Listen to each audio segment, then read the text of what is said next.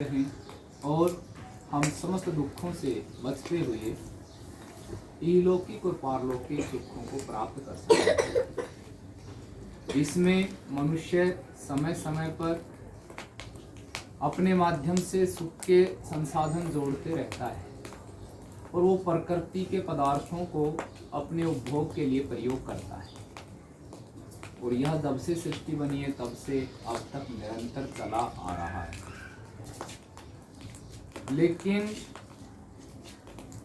पिछले लगभग 1000 वर्षों से इस प्रकृति में मानव अपने प्रति संकीर्ण हो गया और उसकी भूख इतनी बढ़ गई कि वह इस प्रकृति में अत्याचार करने लग गया। इस प्रकृति के पदार्थों का दोहन करने लग गया, जिसके कारण उसके आगे आने वाली पीढ़ियां उनके फलों के कारण दुखी हो गई। हम नहीं हैं, हमारे बाद जो आने वाली पीढ़ियां भी हमारे कर्मों का फल भोगती है। अब से यदि 10-15 वर्ष पहले हम देखें तो हमारी दादाजी की जो पीढ़ियां थी वह कहती थी कि जलाशयों को संचित रखना है, जल को दूषित नहीं करना है, और नियम बनाते थे कि आगे ये जल सीमित है। हम देखते देखते कुओं से जल खींचते थे, आज वो जल भूमिगत जल पहले 40 फीट नीचे था, अब वो 120 फीट नीचे चला गया। माने 40 फीट से लेके और 120 फीट तक हमने जल का दोहन कर दिया। आगे आने वाली पीढ़ी उगड़ती जा रही है, कहां से जल लेके आएंगे? जल नहीं, जीवन नहीं। आवश्यकता से अधिक हम पदार्थों का दुरुपयोग करते हैं तो फिर वह हमें ही नहीं प्राणी मात्र को भुगतना पड़ता है। और यह एक व्यक्ति का कार्य नहीं, समाज मिलकर बनता है। इसलिए हमें जानना पड़ेगा और इसमें सीधा स्पष्ट एक ही मत आता है कि ऋषियों ने इस मनुष्य जीवन को सुखी बनाने के लिए कुछ नियम बनाए हैं। उन नियमों पर चलते हैं तो मानव जाति सुखी रहती है, उन नियमों से हट जाते हैं तो दुखी। और पिछले लगभग 1000 सालों से अधिक का समय मानव जाति त्राही त्राही कर रही है। आज के हालात देखें तो सब एक दूसरे के प्रति लड़ाकू हो गए हैं। तीसरे विश्व युद्ध की तैयारी हो रही है और यह विश्व युद्ध तो परिणाम है, लेकिन आज तो सबके मन में युद्ध चल रहा है। मन में अशांतियां हो गई, किसी का किसी पर विश्वास नहीं है, और कारण कि वह अपने बारे में जान नहीं रहा है।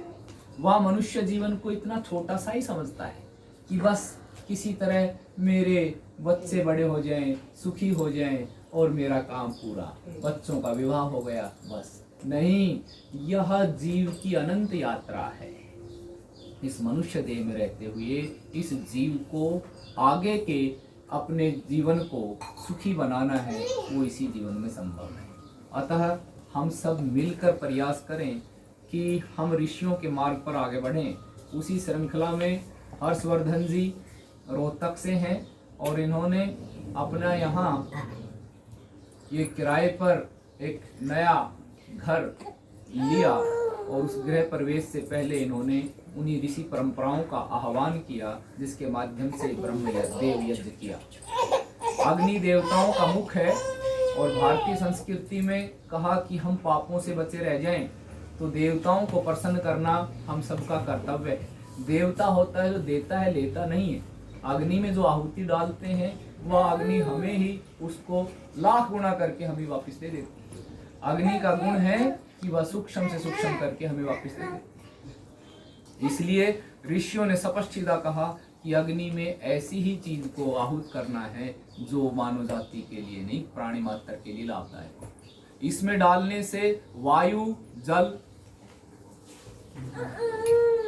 ये विधान है, कुछ भी हो, पूर्ण आहुति के बाद आपका अधिकार नहीं है। ये बहुत कर्मकांड ऋषियों की व्यवस्था है। तो जानना होगा ये यज्ञ हमें सिखाता है कि हमें कब क्या करना है। ये धुआं उठा, यह भी प्रश्न चिन्ह उठाता है कि कहीं गड़बड़ हुई है समिधाएं लगाने में, आहुति डालने में। यज्ञ में धुआं हुआ तो वह ठीक नहीं। ऐसे ही हमारे पेट में जठराग्नि है, हमने ठोक ठोक के भर लिया, स्वादिष्ट भोजन था, वो इसी प्रकार फिर रोग को पैदा करेगा। आयुर्वेद का नियम है भोजन अपने भूख से आधा करें, भूख को सदैव बनाए रखें। अगर हम भूख के प्रति आसक्त हो गए तो फिर रोग होगा। किडनी, लीवर, फेफड़े सब अपना कार्य छोड़ देंगे और हम रोगी होते चलेंगे। आधी भूख, आधा भोजन ठोस, आधा द्रव, और 1/4 द्रव और 1/4 वायु के लिए रिक्त रहना चाहिए। ये समिधाएं ठीक ठीक लगती तो धुआं नहीं होता। चुनना है, देखना है, ये सिखाता है प्रतिपा। जल प्रसेचन से लेके जो जो आहुति का विधान था वह अगले समय रहेंगे, इस पर थोड़ा सा और प्रकाश डालेंगे। लेकिन अभी सीधा कि देवताओं का मुख्य ये यज्ञ है, सबसे श्रेष्ठ कार्य यज्ञ है। इसके करने से आप पापों से बचे रह जाएंगे। और पापों से कैसे बचे रहेंगे कि आपको समय समय पर प्रेरणा मिलती रहेगी, और उन प्रेरणाओं को धारण करके हम अपने जीवन को आगे बढ़ाएं, ऋषि मार्ग को बढ़ाएं। तो इसलिए हम सब मिलकर अपने गृहस्थ को सुखी बनाएं। और गृहस्थ का एक ही कर्तव्य है, जी आप जाइए, गृहस्थ का एक ही कर्तव्य है अपनी संतानों को श्रेष्ठ बनाना। और संतानों को श्रेष्ठ बनाने के लिए हमें पहले श्रेष्ठ बनना पड़ेगा।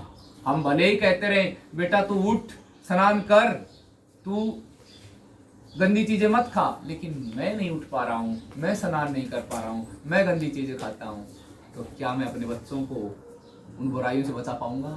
नहीं। माताओं को खुद नहीं पता तो क्या अपनी संतानों को श्रेष्ठ बना पाएंगी? तो श्रेष्ठ का, गृहस्थ का कर्तव्य है कि हम उत्तम संतान बनाएं, और उस उत्तम संतान में हमें पहले उत्तम बनना पड़ेगा। क्योंकि उत्तम संतान तभी बनती है जब माता पिता उत्तम होते हैं, और उसके लिए हमें प्रयास करना पड़ेगा। एकमात्र यही ऋषियों का निर्देश, इसमें गर्भाधान से लेके अंत्येष्टि तक मनुष्य को जो जो कार्य करना है उन्होंने सब फार्मूले दे दिए, और व्यक्ति इससे जितना दूर हुआ उतना ही दुखी हो गया, और दुख नहीं, वह महानरक में चला गया। इसलिए सौभाग्यशाली हर्षवर्धन जी, ऐसी प्रेरणा मिली और परमात्मा इनको और सामर्थ्य दे, और इस प्रक्रिया को निरंतर दैनिक यज्ञ के रूप में ये चलाते रहे। ये गृहस्थ का कर्तव्य है, जिससे आप इस श्रेष्ठ पथ का अनुकरण करते हुए श्रेष्ठता की ओर बढ़ते रहेंगे, और मानव जाति को नई राह दिखा पाएंगे। नहीं तो ठगों की संख्या बढ़ती जा रही है, और एक दूसरे का मनुष्य शोषण ही कर रहा है। चाहे कितना ही बड़ा व्यक्ति हो गया हो, उसकी भूख और बढ़ रही है। उसका कारण वह तेन भुंजिता का प्रयोग नहीं कर रहा है। परिणाम स्वरूप व्यसन और मनुष्यों में आर्थिक विषमता की खाई बढ़ गई है। आइए मानवता को एक नई राह दिखाएं, और इस नई राह को दिखाने के लिए जो श्रेष्ठ ऋषियों की परंपरा है वही नई है, जो आज धूमिल हो गई है। तो हम सब मिलकर प्रयास करें और अपने अपने कर्तव्यों को करते हुए ऋणों से ऋण बनते चलें, तभी हम सुखों के अधिकारी बनेंगे। इन्हीं भावों के साथ आप सभी का धन्यवाद। और